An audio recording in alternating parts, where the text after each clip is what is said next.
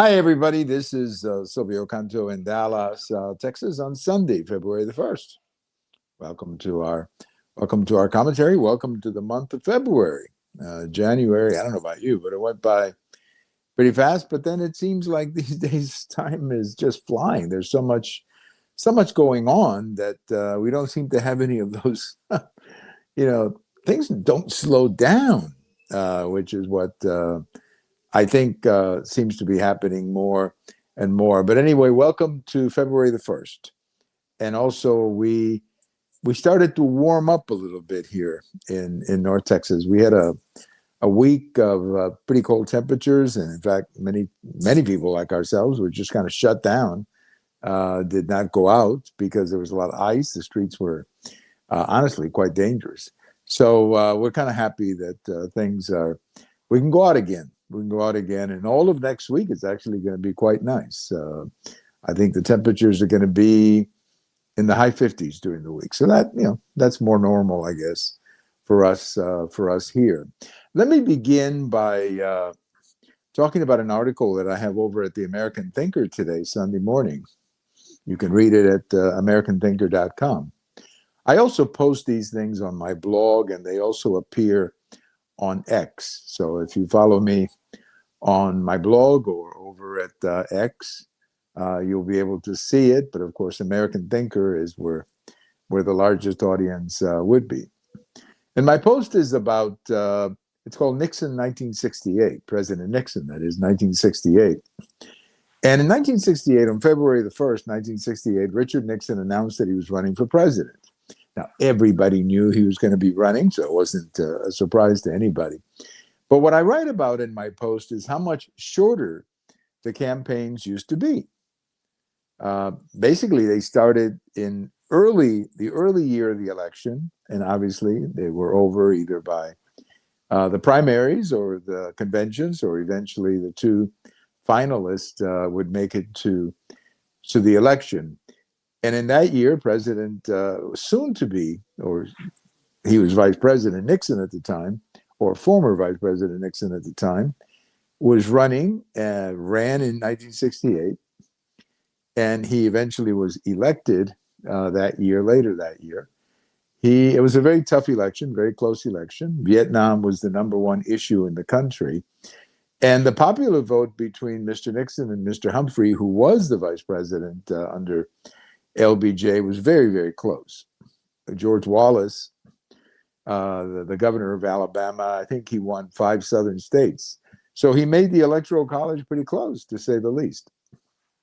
But Mr. Nixon won, and he became the 37th president of the United States, following Lyndon Johnson, President Lyndon Johnson. But again, the big issue of the year was Vietnam. And I've always been fascinated with those campaigns back then because they were much shorter. For example, New Hampshire, the big New Hampshire primary in 1968 was in March. We're still a month away from President Nixon's announcement. Today, of course, New Hampshire is almost like the first week of January or the second week of January, because then you have Iowa coming in before that. So you have all these early primaries and all these early declarations. I mean, you now have candidates announcing that they're running for president the year before. You have debates the year before. Remember back in 2015 when that was the first time that Donald Trump ran for president, where they had all these Republicans on the stage because Fox News was doing a Republican debate. They were doing a Republican debate in August of 2015. And there were like 17 candidates. And if you remember, there were so many on the stage, they actually had to do 2 debates. So that's the way it's become now, where these campaigns are basically a 4-year process. But back in 68, it was not that way. It was maybe 10 months, 8 to 10 months. And I think the country was better for it. That's one of the things that I'm talking about in my post, that I think the country was better having shorter campaigns. I think the public, after a while, this almost never-ending campaign cycle where, you begin so early and, it just keeps going on and on and on and on and on and on. I think people get tired of it, and I think they're too long, too many commercials on TV and all that kind of stuff. Now you're having commercials on TV Thanksgiving before the election, which is pretty early by any historical comparison. So I wish we would go back to those shorter campaigns. Again, I think it's better for the country to have a shorter campaign and to have maybe less primaries, or at least the primaries can all be on a certain day or whatever. So that's what my article is about, 1968, and how Richard Nixon announced his candidacy for president on this day in 1968. And, I checked a few others. And for example, when then Senator John Kennedy announced his presidency run in 1960, he did it at the end of January. So not too far from February the 1st. I just think that's a better deal. And I hope that maybe we can get back to that situation.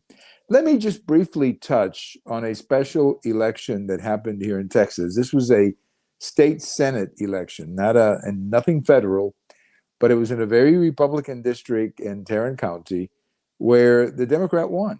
And everybody's trying to read all kinds of things into it. Look, I don't like excuses. The Democrat basically out-hustled the Republican, and he was able to get his votes out. And the Republican, I don't know, maybe people got lazy. They thought it was going to be an easy victory because it had always been an easy district for the Republicans for a long time. And maybe they just thought, hey, we're going to win this thing without having to work for it or show up. Well, it didn't turn out that way. The Democrat won very easily. Now, there was again, I'm not into excuses, but I do think there is a legitimate point to bring up here.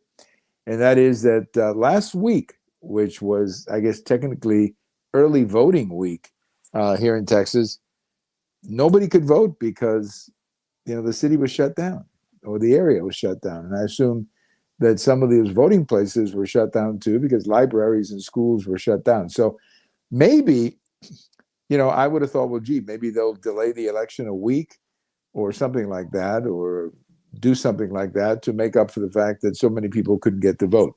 Maybe that was an explanation. But again, I'm not into excuses, but I think the message to the Republican Party is you got to take these things seriously. You cannot assume that a red district is going to be red. You got to get in there and vote.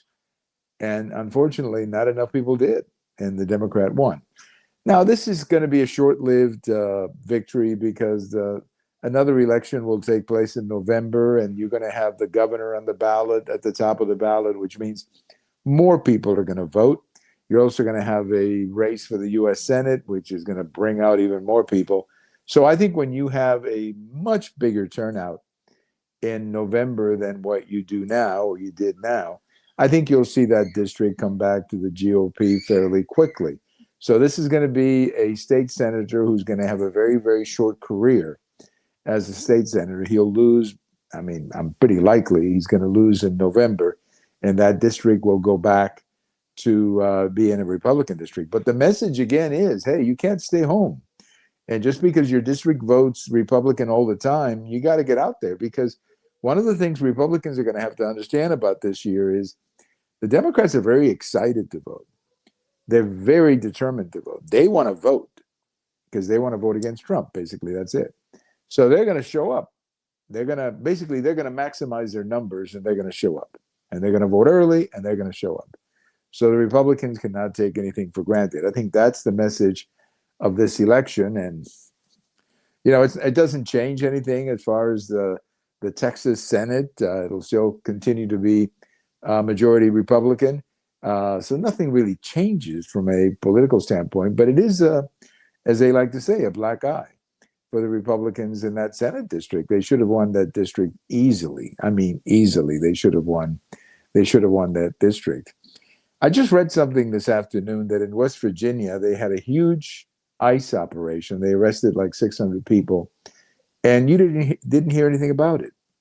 There weren't any marches, any protests, any confrontations with the police. Why is that? Because ICE was working hand in hand with the local agencies, police, everybody else. So you work with the local police, you work with the state, and you identify the people you're looking for, and you pick them up. And you pick them up without all the fanfare, with all the stuff that you see going on in Minneapolis. The same thing, we've talked about this before, in New Orleans, in Memphis, in Texas. This happens a lot. And this is the way it should be. So I think what we just saw in West Virginia is a good example of how it should work. You have ICE working with the local authorities, and they pick up the people they're looking for. Usually they have detainers on these people that they are looking for. So that's a good example of how it should be done, the way it was just done in West Virginia. What we're seeing up in Minneapolis is a very bad example of how it should be done, because their ICE is fighting the local police. Not literally, but the local police is not allowed to cooperate with ICE. So ICE, is out doing these operations, and you got protesters close to them, and in some cases even interfering with a police operation. And you cannot do that. The local police cannot allow that. The local government cannot allow that to continue. Well, on this day in history, 1865, February 1st, 1865, President Lincoln signed the 13th Amendment, which of course ended slavery in the United States. So we remember one of the most important amendments. And the next one, the 14th, was also pretty controversial too, and it took a while to get in the books. But that amendment, of course, we talk about that sometimes today, about that amendment and what they call birthright citizenship. We'll talk about that in another segment. But thank you for listening. Have a wonderful day. No football this weekend. That's kind of crazy. No football, nothing this weekend to watch. So I guess we'll wait for the Super Bowl next Sunday. I'm not sure who I'm supporting in the Super Bowl. I got to think about that one. When I don't have a favorite team in the Super Bowl, then it takes me a while to pick who I think is going to win. Thank you for listening. This is Silvio Canto in Dallas, and we'll talk to you later. Bye-bye, everybody.